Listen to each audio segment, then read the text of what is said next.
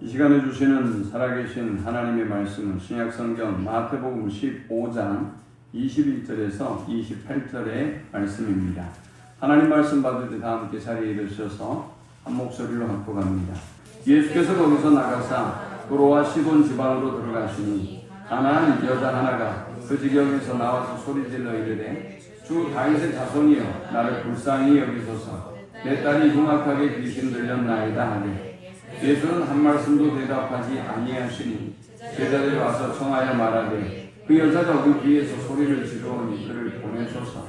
예수께서 대답하여 이르시되 나는 이스라엘 집에 잃어버린 양 외에는 다른 데로 보내심을 받지 아니하였노라 하시니 여자가 와서 예수께 절하며 이르되 주여 저를 도우소서. 대답하여 이르되 자녀의 떡을 취하여 개들에게 던짐이 마땅하지 아니하니라. 여자가 이르되 주여 옳소이다마는 개들도 제 주인의 상에서 떨어지는 부스러기를 먹나이다 하니 이 예수께서 대답하여 이르시되 여자여 내 믿음이 크도다 내 소원대로 되리라 하시니 그때로부터 그의 딸이 나으니라. 아멘.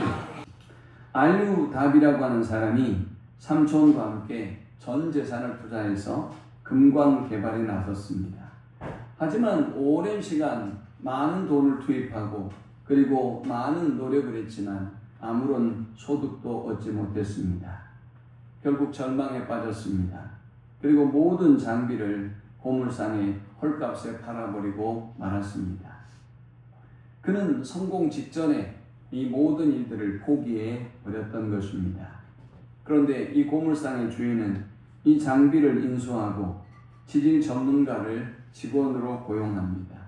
그리고 그 전문가의 조언에 따라 답이라고 하는 사람이 그의 삼촌과 함께 포기했던 그 지점에서 불과 3피트를 더 파내려갔습니다. 3피트는 90cm입니다. 불과 90cm를 딱 봤는데 엄청난 금맥을 발견하게 되었습니다. 얼마나 안타까운 일입니까?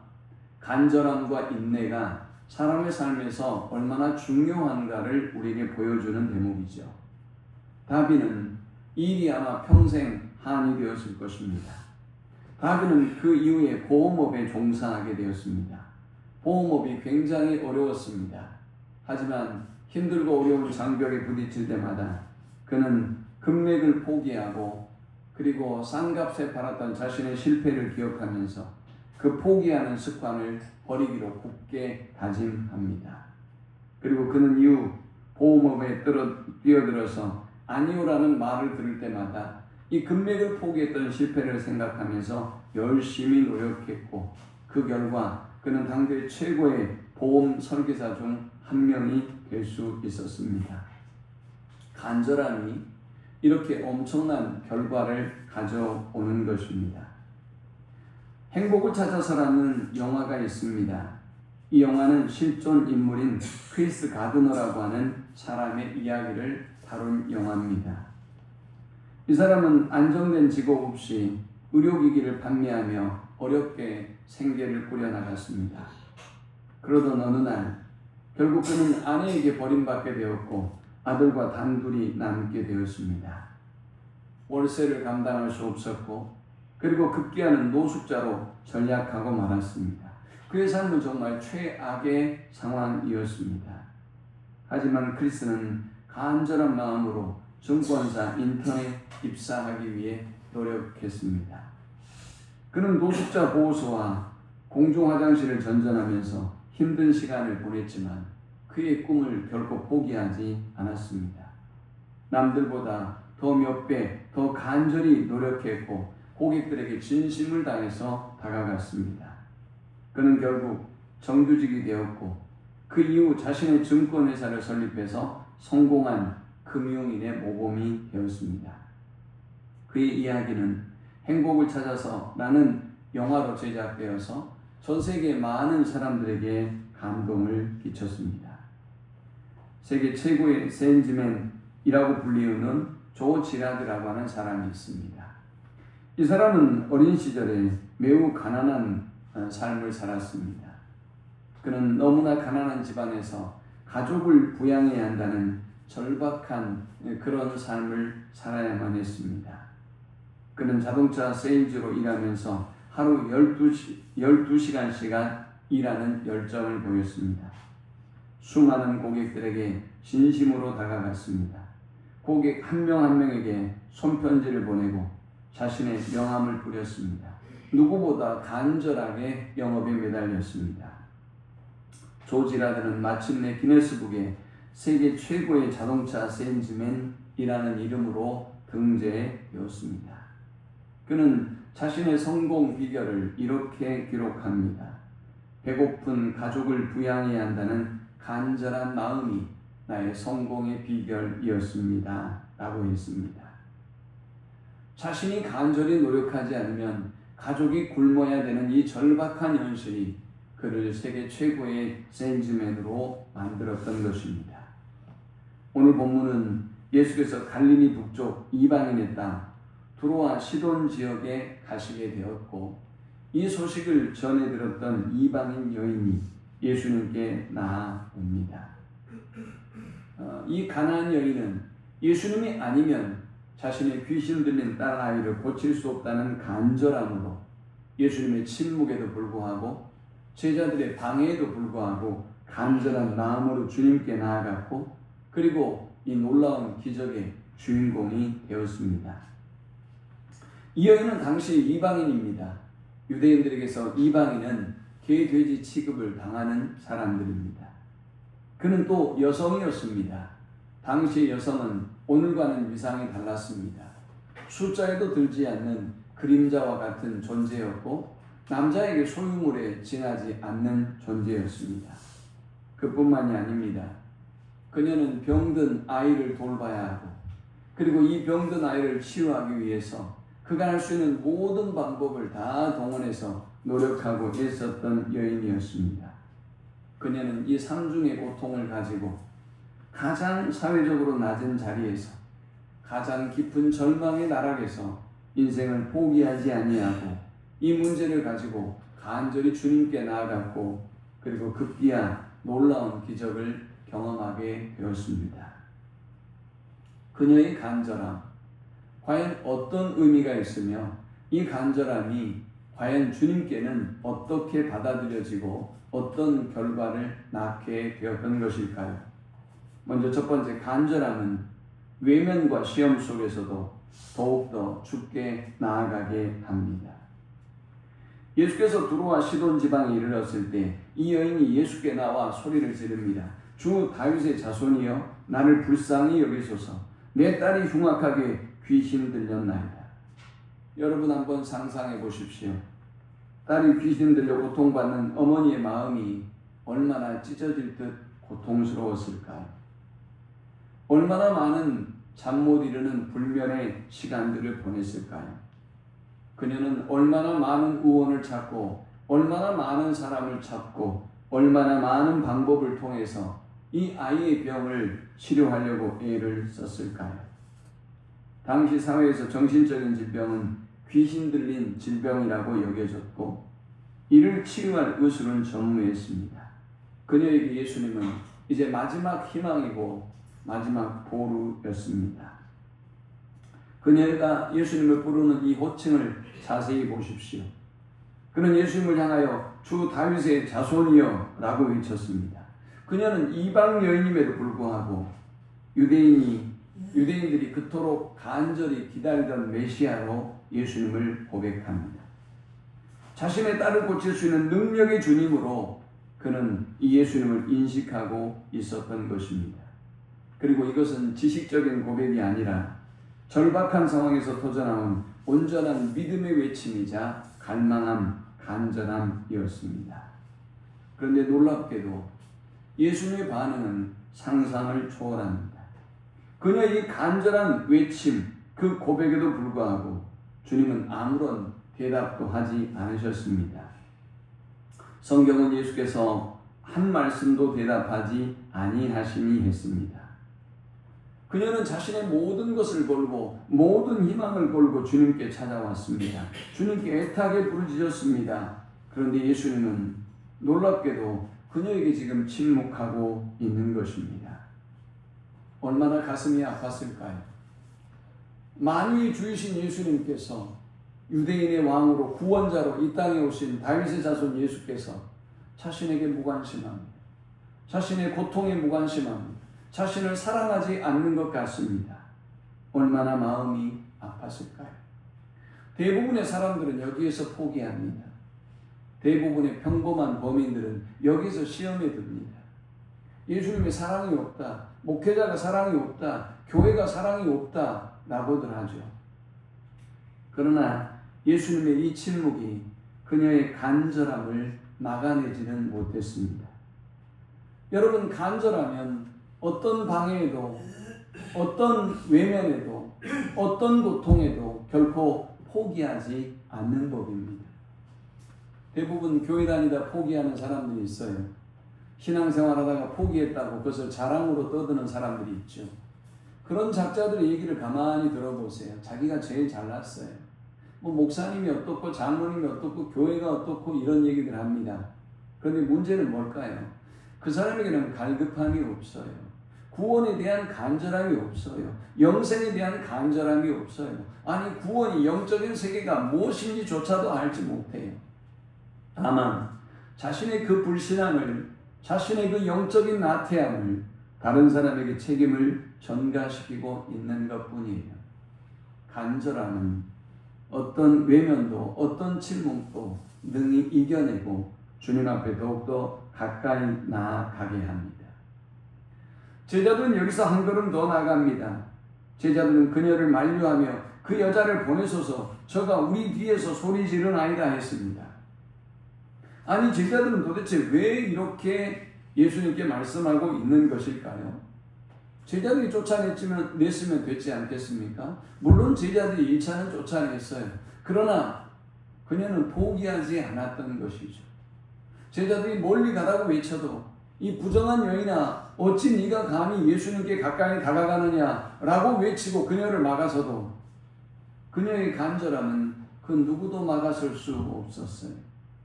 그녀는 더욱더 간절히 소리 지릅니다.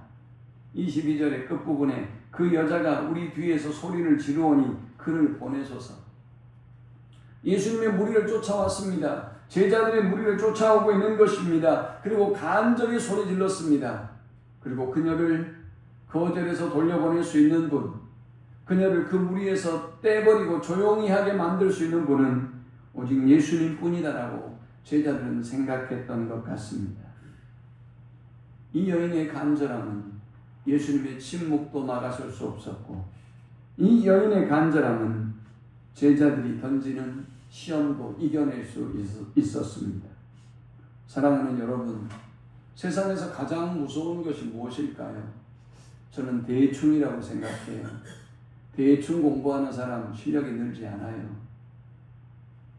대충 직장생활하는 사람 절대 인정받을 수 없습니다.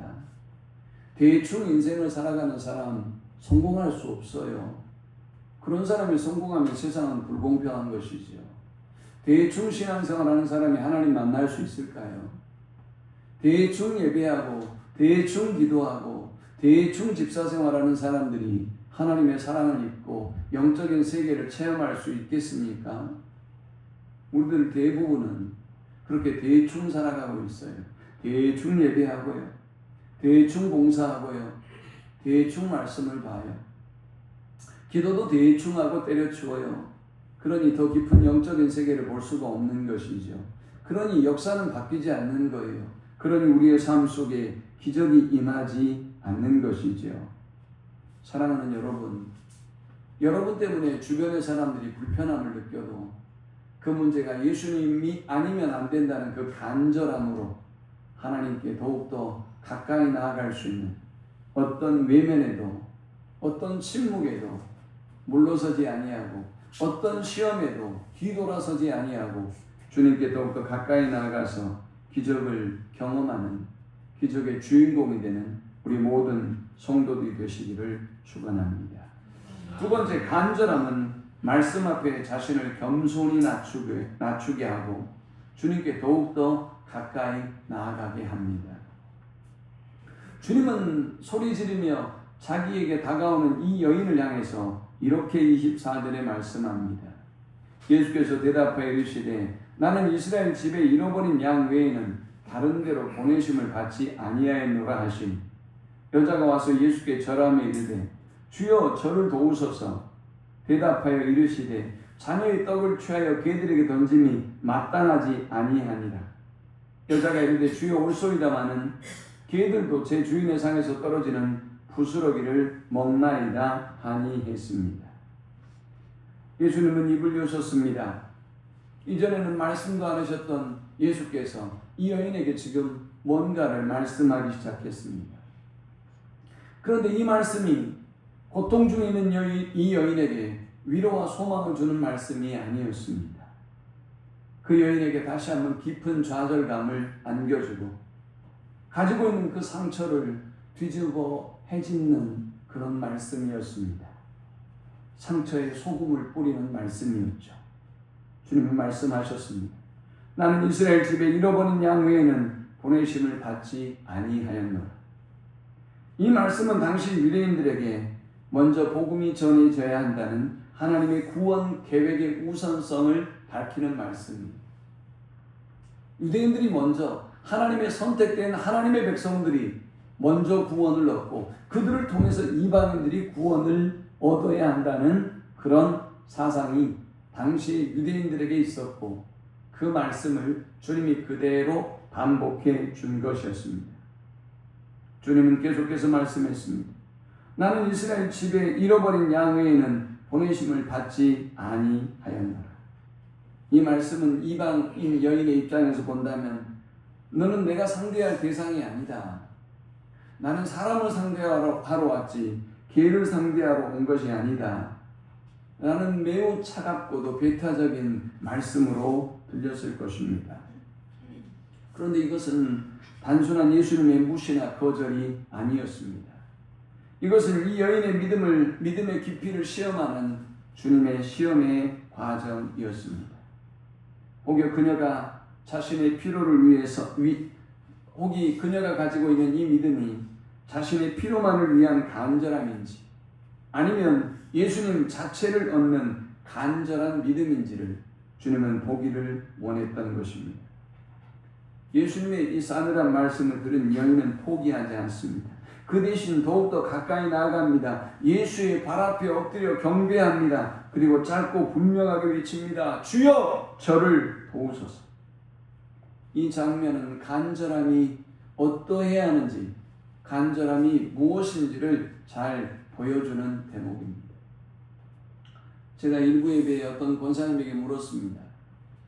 권사님은 만일 어떤 사람이 자신에게 엎드려 절하기만 하면 당신의 아들을 대기업에 취업시켜준다고 하면 엎드려 절하겠습니까? 안 하겠습니까? 한대요. 제가 그랬습니다. 저도 잘할 것 같아요. 10번 하라 그러면 10번도 할 것 같아요. 또 제가 물었습니다. 만일 당신에게 그렇게 아들의 취업을 위하여 비굴하게 전하는 당신을 위해 당신을 바라보며 세상 사람들이 비난과 저주로 해도 그래도 절하시겠습니까? 그래도 안 돼요. 제가 그랬어요. 저도 할 거예요. 그게 뭐가 그렇게 어려운 일입니까? 라고 했습니다. 그런데 말이죠.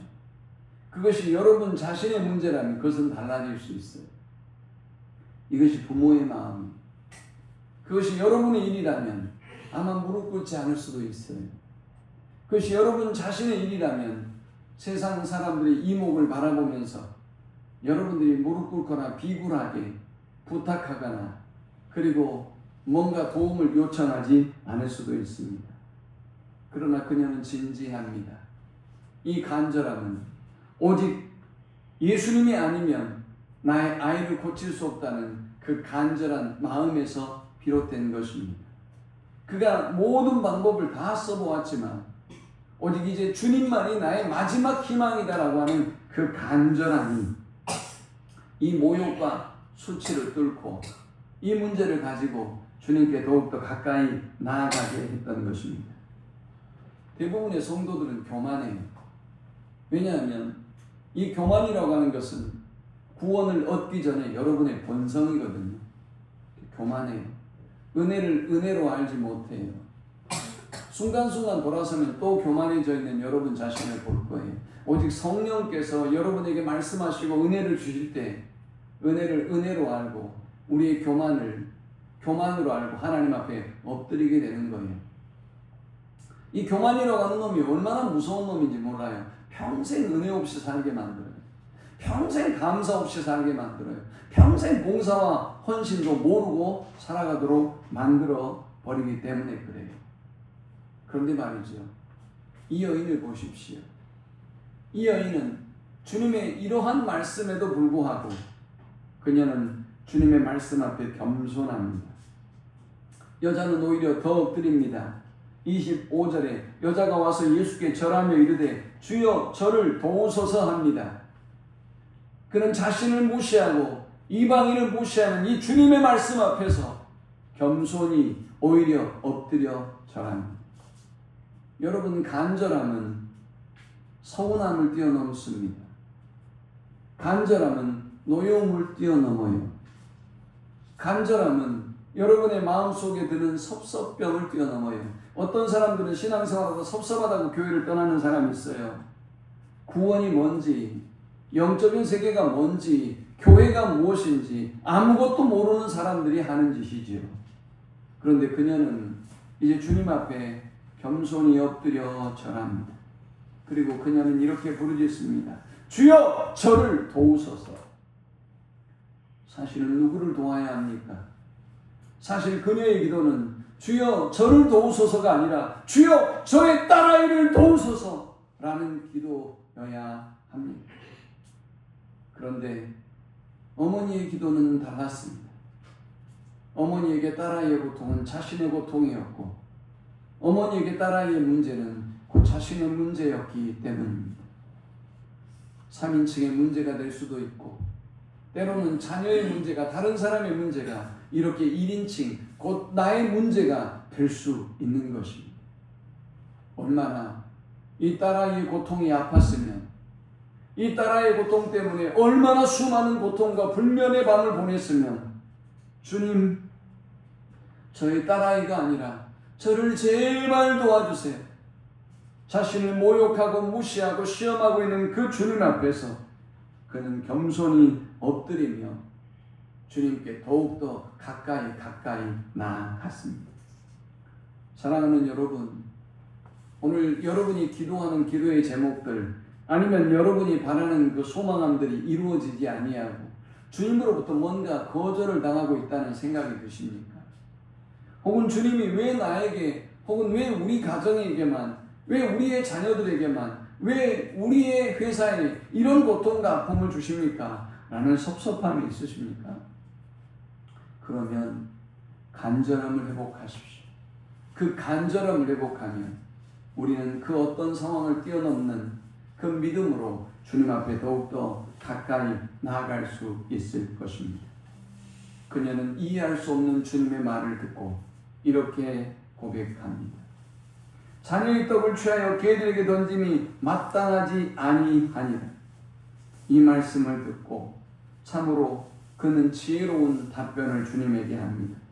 주여 올소이다마는 개들도 제 주인의 상에서 떨어지는 부스러기를 먹나요? 그녀는 예수님의 말씀을 부정하지 않았습니다. 예수님의 말씀은 틀립니다. 노조라면 그렇게 말했을 것입니다. 정의감에 가득한 사람들은 그렇게 외쳤을 것입니다. 하나님이라는 작자가 어떻게 그렇게 말할 수 있습니까?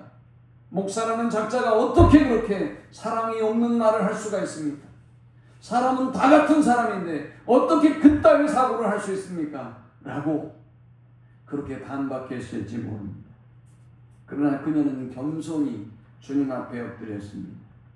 주님의 말씀을 부정하지 않습니다. 주님의 말씀이 옳습니다. 그러나 주인의 상에서 떨어지는 부스러기 은혜라도 저에게 주십시오.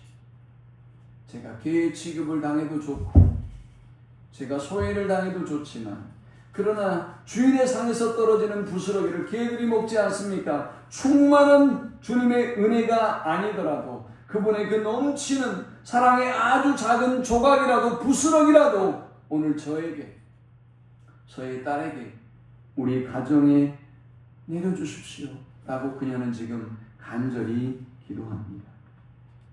간절함은 주님의 말씀 앞에 사람을 겸손하게 만들어요. 여러분 중에 하나님 없다고 생각하고 이 자리에 앉아있는 사람도 있을 거예요. 여러분 중에 하나님의 능력을 믿지 않고 이 자리에 앉아있는 사람도 있을 거예요. 그럼 제가 예언 하나 할까요? 제가 분명히 예언할 수 있어요. 만약 여러분의 자녀가 죽게 되었거나 여러분이 죽을 병에 걸리면 그때는 하나님을 바라보는 여러분의 안목이 달라질 것입니다. 그때는 하나님 앞에 여러분의 간절함이 달라질 것입니다. 만약 여러분의 자녀들이 이제 해고를 당해야 되거나 여러분의 사업이 이제 끝장날판이 됐다면, 그렇게 위기의 순간이 됐다면 우리는 그 간절함을 회복할 것입니다. 그리고 주님의 그 무능함을, 주님의 그 연약함을, 여러분이 그렇게 믿고 살았던 그 훼손되고 오염된 그런 믿음이 이제 깨끗하게 정리될 것입니다. 위대하신 하나님을 바라봅니다. 전능하신 하나님을 바라봅니다. 생사를 주관하시고 우주를 통치하시는 하나님이 보이기 시작합니다. 그리고 그 하나님 앞에 우리 아이들이 진로를 맡기고 여러분의 인생을 맡기고 건강을 맡기고 하나님 앞에 부르짖게 돼 있어요. 간절함으로 하나님의 말씀 앞에 겸손해지십시오. 마지막 세 번째, 간절함은 우리로 하여금 위대한 믿음의 사람이 되게 하고 기적의 주인공이 되게 합니다. 26절에 대답하여 이르시되 자녀의 떡을 취하여 개들에게 던짐이 마땅하지 아니하니라.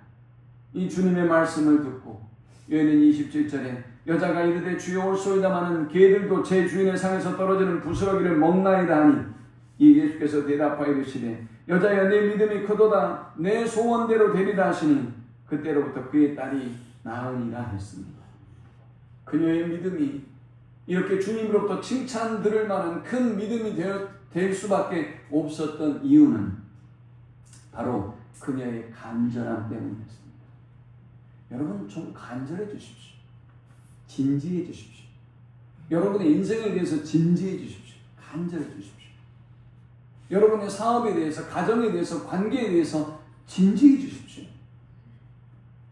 여러분의 자녀들의 문제에 대해서 진지하고 간절해 주십시오. 만약 그렇다면 우리가 이렇게 살아갈 수 있을까요? 네?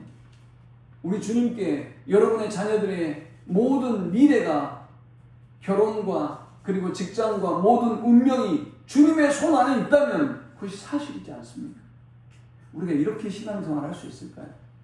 이렇게 예배하고, 이렇게 대충 예배하고, 이렇게 대충 기도하고, 이렇게 대충 봉사하고, 이렇게 살아갈 수가 있냔 말이에요.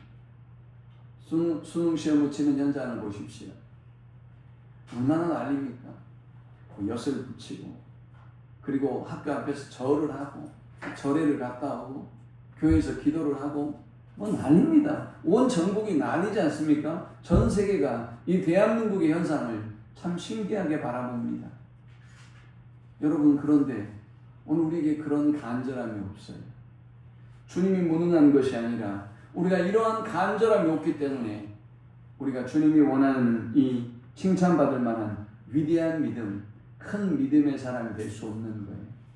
간절하면 우리는 위대한 믿음의 사람이 됩니다.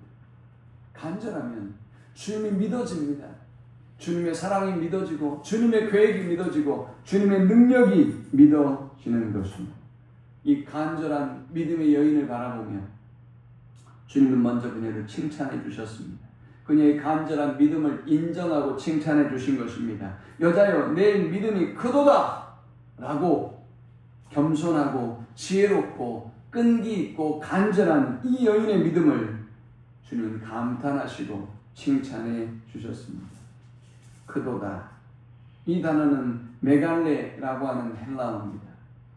이 단어는 단순히 믿음의 양이 많다, 크다라는 의미를 말하지 않습니다. 그 믿음의 질이 탁월하고 위대하다라는 말입니다.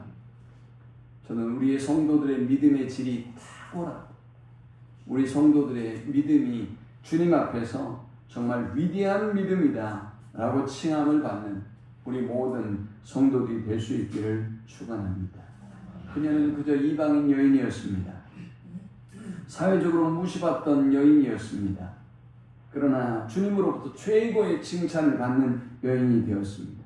그녀는 누구도 주목하지 않는 여인이었지만 그녀의 그 간절함이 주님으로부터 주목받는 여인이 되었고 위대한 믿음으로 인정받았고 그리고 전 세계가 지금도 그녀의 큰 믿음을 우리가 선포하고 그리고 본받아야 한다고 말하고 있습니다. 세상의 눈에는 보잘것 없어 보여도 주님께서는 우리의 중심과 우리의 믿음을 보고 계십니다.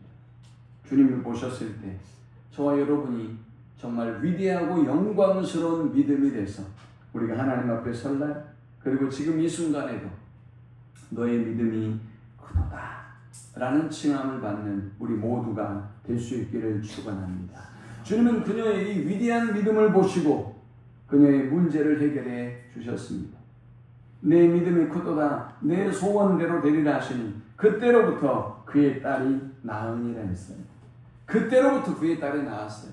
오늘 중요한 것은 우리의 믿음이에요. 주님은 우리에게 믿음을 구하시고 믿음을 원하세요. 믿음을 검증하기만 하면 주님께 믿음을 보여주고 인정받기만 하면 주님은 지금 오늘 여러분이 경험하고 있는 그 어떤 문제, 그 어떤 상황도 지금 바로 즉시로 치유하고 해결하시고 응답해 주실 수 있는 분이에요. 우리 주님으로부터 칭찬받는 믿음의 사람이 되고 우리 주님으로부터 여러분이 가지고 있는 그 어떤 문제도 즉시로 해결함을 입을 수 있는 우리 모든 성도들이 되실 수 있기를 축원합니다. 태어날 때부터 손이 없이 태어난 참민홍이라고 하는 교수가 있었습니다. 이 사람은 선천적인 장애로 온갖 편견과 차별 속에서 살아야만 했습니다. 하지만 이 사람에게는 꿈이 있었습니다. 음악가가 되는 꿈이었습니다. 차민홍은 자신의 육체적인 핸디캡에도 불구하고 결코 그 꿈을 포기하지 않습니다. 너무나 힘들고 너무나 손가락질을 당하고 너무나 무시를 당했지만 그는 포기하지 않았습니다. 미국으로 건너갔습니다. 그는 제대로 된 교육을 받아본 적이 없습니다. 중학교도 졸업하지 못했습니다. 하지만 음악에 대한 열정과 간절함으로 맹연습을 했습니다. 피나는 노력 끝에 베데스다 현악 사중주단을 결성합니다. 결국 미국의 오하이오 대학교의 음악대학 교수로 임용이 되었고 한국인 장애인 최초로 미국 음대 교수가 되는 기적을 이루었습니다. 사랑하는 여러분, 이처럼 간절함은 단순한 소망을 넘어서 어떤 어려움도 굴하지 않고 목표를 향해 나가게 하는 원동력이 됩니다. 오늘 이 여인을 바라보면서 이 여인을 기억하면서 우리의 간절함이 어떤 외면도 어떤 시험도 이기고 주님의 기적을 경험하게 하는 모든 성도들이 되시기를 축원합니다. 주님을 향한 간절함을 회복함으로 주님 앞에 더욱더 겸손해지고 말씀 앞에 더욱더 겸손해지는 우리 모든 성도들이 될 수 있기를 축원합니다. 주님이 주시는 그 간절한 믿음으로 위대한 믿음이라고 인정받고 큰 믿음의 사람이라고 인정받고 저와 여러분이 기도하는 이 기도의 제목이 속히 해결함을 얻는 우리 모두가 될 수 있기를 축원합니다. 우리 함께 기도합시다.